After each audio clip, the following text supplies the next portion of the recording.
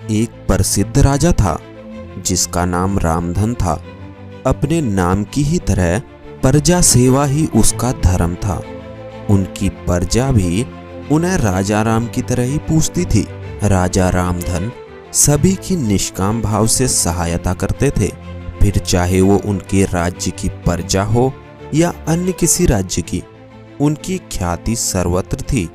उनके दानी स्वभाव और व्यवहार के गुणगान उसके शत्रु राजा तक करते थे। उन राजाओं में एक राजा था भीम सिंह, जिसे राजा रामधन की इस ख्याति से ईर्ष्या थी। उसे ईर्ष्या के कारण उसने राजा रामधन को हराने की एक रणनीति बनाई और कुछ समय बाद राजा रामधन के राज्य पर हमला कर दिया।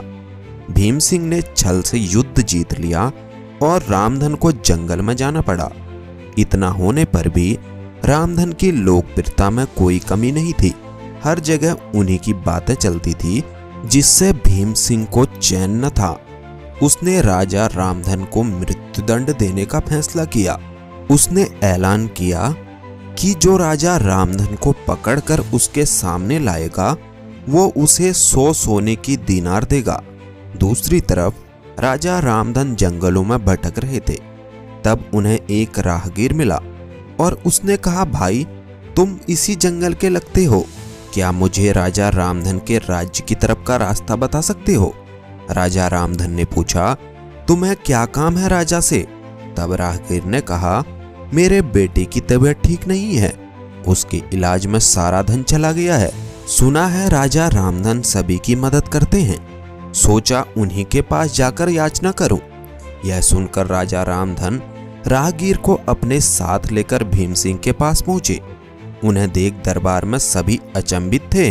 राजा रामधन ने कहा, हे राजन, आपने मुझे खोजने वाले को 100 दीनार देने का वादा किया था। मेरे इस मित्र ने मुझे आपके सामने पेश किया है, अतः इसे वो 100 दीनार दे दें। यह सुनकर राजा भीम सिंह को एहसास हुआ कि राजा रामधन सच में कितने महान और दानी हैं, और उसने अपनी गलती को स्वीकार किया और साथ में राजा रामधन को उनका राज्य लौटा दिया और सदा उनके दिखाए रास्ते पर चलने का फैसला किया। दोस्तों, इसी को कहते हैं कर भला तो हो भला।